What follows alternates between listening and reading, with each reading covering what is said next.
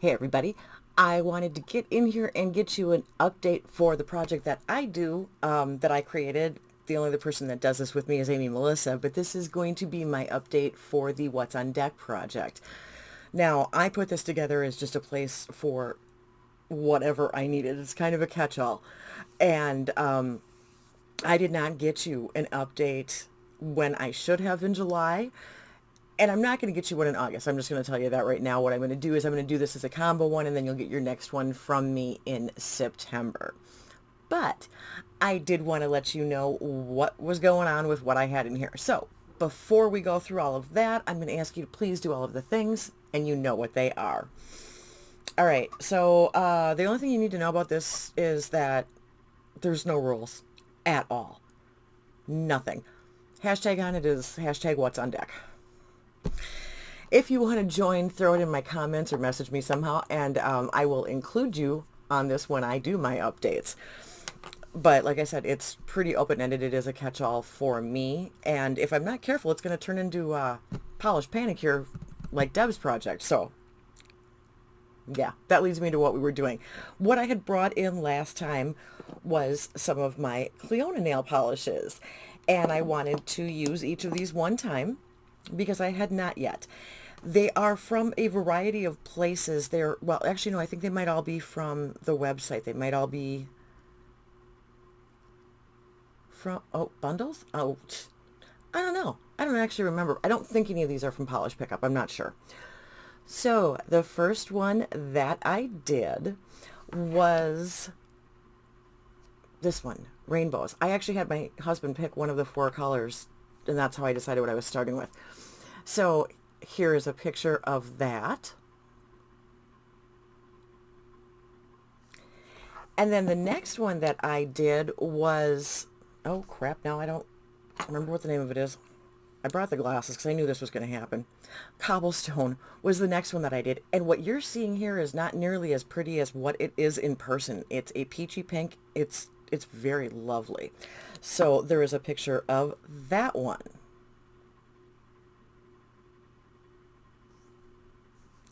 Okay, so the third one I decided to do was Lineage, which is, these are all lovely. I actually liked all of them. So there's a picture of that manicure.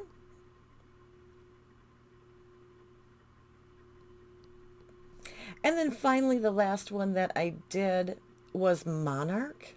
I think that's the right order. These might be switched. I don't know. But here's a picture of Monarch for you.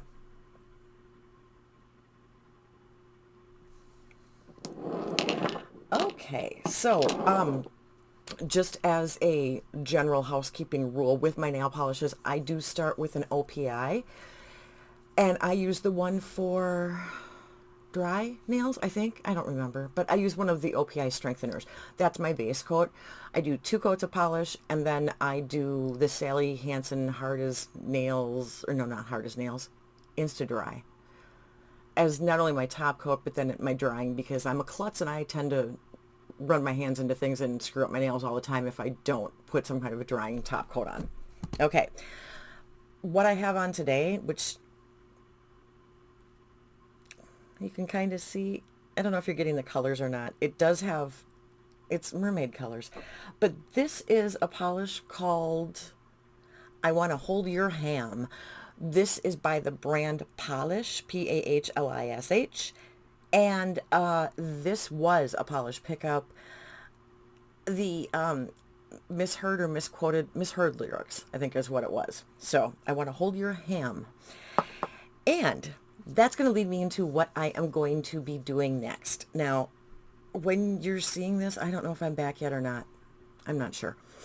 But what I've decided to do for my little trip is not bring any of the eyeshadows that are in my projects currently or that have just started.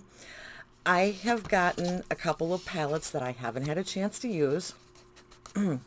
Yeah, I know there's more than a couple, but there's a couple here that you have, well, maybe you haven't seen. But this one I got off of Etsy from, I want to say it's Kara or Cara Beauty, I'm not sure. I don't know if that's the name. And this is the, okay, I'm dropping things. This is their Confidential palette. It comes with a nice mirror. Are you seeing all of those pretty pink tones? And there's blues in there, and there's all kinds of fun colors. So I'm thinking that there's a marbled one. This would be a lovely thing between the, well, there's a glitter that I won't use, but between the mattes, the shimmers, the sparklies, that this should be good for getting some looks while I am gone, because that will coincide with the colors of the clothing that I'm bringing. And then this one you might not have seen yet, but I did show you a picture of it when I ordered it, because this is from Lethal Cosmetics, and this one is, oh man, this one's Wildflower. This, okay, maybe I did order it in July. I don't remember. Anyway, this is a palette that I had wanted. Couldn't get it the first time when it came out. Came back into stock, heard somebody say it, and went out and got it right away. Comes with your standard mirror. These are your colors. I know that gold is really screwing things up for getting you good images of the colors. But it is a pretty palette. So this actually says on the inside, the wildflower blooms in defiance of those who call it a weed. I liked that. And I love these colors, and I wanted to play with this, and it came in. So these are the two palettes that I'm going to be bringing with me. Now you will see what I do use in an eyes update. Now, if I can get it together and actually get you one for August, you might see some of it then. I don't know. We'll see. But the other thing I'm going to be doing is bringing in a few more polishes, because I have decided this is the year of nail polish and I must own several hundred. Okay, that's a little bit of an exaggeration, but really, that's what I'm like. So I'm going to bring this one in, and this looks murky brown, but it's actually lavender. Next to my pink, you can kind of see that it's more purple.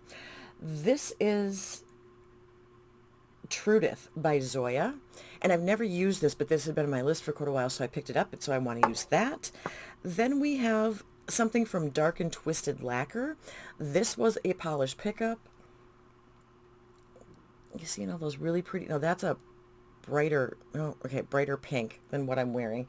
And this one is called It Can't Rain All the Time, which actually, I think I have an eyeshadow called that too, and that is from the movie The Crow. And then this one is from Music City Beauty. This is not blue. Well, it is bluish and purple, but this is very, very much a purple. And you're seeing some of that pink in there with the light hitting it. This is called Hold Me Closer Tony Danza. So this is another one that is from this same polish pickup month. So, short and sweet. I want to do this before my lip gloss migrated anymore. Those are the things that I'm going to be working on. You will get updates with pictures, hopefully. Fingers crossed that I remember to do that. But at least this time I did. And that's going to lead us to our music moment. And I considered whether or not I was going to use this one for this, or if I was going to save it and put it in at the hop, because I picked a song that was released in June of 1966. So I'm kind of at that cutoff range, but I thought this one is a little less 50s, early 60s sound and a little bit more funky. That's probably not the right word, but that's what I'm going with. The song I picked is called Psychotic Reaction. It is done by a band called Count 5. I don't know why they have that name. I'd have to look that up.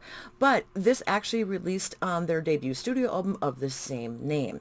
The B-side on this was They're Gonna Get You. They're considered an American garage rock band. And I really think they definitely are that. I think that fits that definition quite well. Now, this song originally started as an instrumental that the band used to do, and they've been playing it for about 6 months. And their manager actually suggested that the vocalist, rhythm guitarist, write lyrics for it. And, okay, his name was John Byrne, but he went by the name of Sean. So he was a college student, and he was in a health education class in his freshman year at San Jose City College in California. And they were talking about different psychologies, so psychosis and neurosis. And there was a friend of his sitting next to him that said, you know what would be a great name for a song? Psychotic Reaction. Well, guess what he did? He turned it into a song. Byrne said that that was the missing punchline for the song. He finished the lyrics and brought it to the rest of the group at band practice that night. So they played it live for a few weeks, or played it live a few weeks later at a dance, and there was a DJ there who actually really liked it. He pointed out a couple of ideas for rearranging it just a little bit to make it a little bit punchier. And he also got them then auditions with a bunch of record labels. Well, that didn't go so well. So instead, he put them in touch with some people in LA. The band went down there and they got an audition. They were at, I want to say Decca Studios at that point. And so they were actually instructed to play some of their other stuff before revealing this song. And the quote from John Byrne is, "I can't tell you how great it felt when those guys burst out of the control booth after we played Psychotic and told us, you've got a record contract." So what happened with this is that the label actually was thinking of another song for the band, but then they decided to make that the B-side. And because of how much airplay this was getting, they had the band come back and do, I want to say 7 more songs. Okay, yeah. To capitalize on the success of the single, Double Shot immediately pressured the band to record a full-length album. And so the debut album is by the same title, Psychotic Reaction, and it was released in October of '66, where the single had been out since June. This has 7 additional new songs on it, so that was what their debut album was. Now, the cool thing about this is that there's a critic who called this very much a British blues rock sound, and compared it a lot to the Yardbirds. I'm pretty sure that it was compared to the Yardbirds song. So they were compared to the band then themselves also quite a bit. It's kind of interesting because they're an American garage band compared to the British blues sound. So, all right, that works. Now, this has been in video games, Battlefield Vietnam, Mafia 3, and Far Cry 5. I am not a video game person, but I always try and tell you because I know there's a lot of you out there that know more about that than me.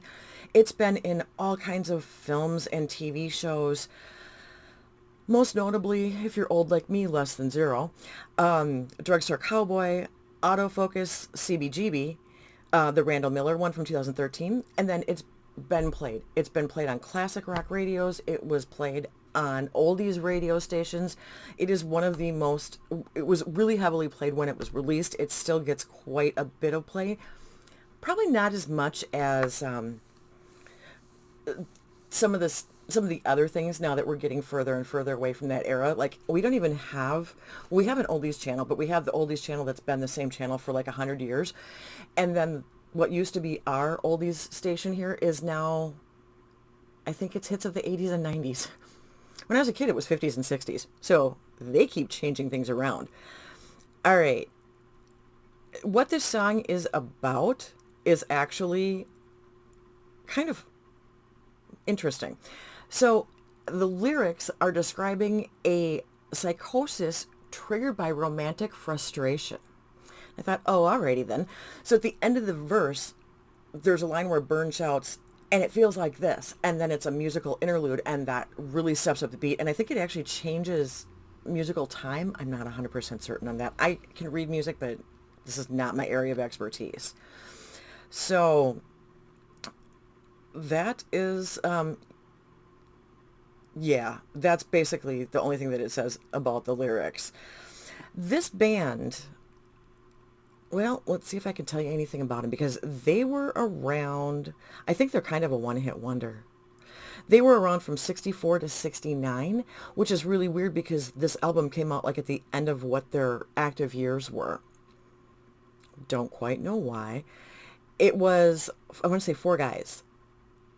So there's a lead guitarist who's also named John, but his name is John Michelson, and he went by the nickname Mouse. You have a bassist, Roy Cheney, and those two were friends, and they're the ones that founded the band. And then they started changing their musical direction because of the British invasion. So maybe that's why it has that British blues sound. But then they added Sean Byrne, and he's actually originally from Dublin, Ireland. I did not know that. And then they had Ken Elner playing tambourine and harmonica and sharing some of the vocals. They had Butch Atkinson playing the drums. And the reason, I don't know how they got the name Count Five, but they were recognizable for their habit of wearing Count Dracula style capes while playing live. I'm not sure if that's why they got the name. I don't know that I've ever read anything about why. But by 69, they had broken up. This is the reason. Okay, now I knew the song before I ever knew about this, but then this book came up while I was working at the university. It was actually something that was required reading for one of the courses. There is a Lester Bangs book, and he's the guy from Rolling Stone. He's the one that was really influential, had a lot to do with what the music industry was going on. You see him played by somebody else. They talk about him in Almost Famous. If you know the history of that, I'm sure I've talked about that or will or whatever. So they only reunited once in 87, but, oh, what was I saying? Okay, no, sorry, I never finished why I was telling you about Lester Bangs. He did an essay in 71 called Psychotic Reactions and Carburetor Dung. Now what this is the book, it's a compilation of different things, but one of the essays is actually on this song. That's what it is. Yeah, and I think, I don't know, I can't remember much about the rest of the book. That was one of the things that when I saw that, I grabbed it off the shelf and made sure I read that essay, but I don't know that I've read the whole thing. I don't know. So yeah, you have seen it on a bunch of different things. Some of the members have passed away. And like I said, I don't know where they ever got their name. I don't think it says anywhere in here. Originally they were surf rock and they were called the Citations. But it was after and then they went by the Squires for a while. And then they came to Count Five. But I don't know. I'm guessing because of the five guys in the band and they decided to wear capes like Count Dracula. I'm guessing that's how it came about. I have no clue. There's no fact in that. That was just my saying things. All right, so that is everything I have to tell you about this. Hopefully this one is relatively short and sweet for you guys. I will have a version of this linked down in the description box for you. That's kind of all I got for this one. So thank you for giving me a little bit of your time. I do appreciate it. And until next time, everybody, see ya. Bye.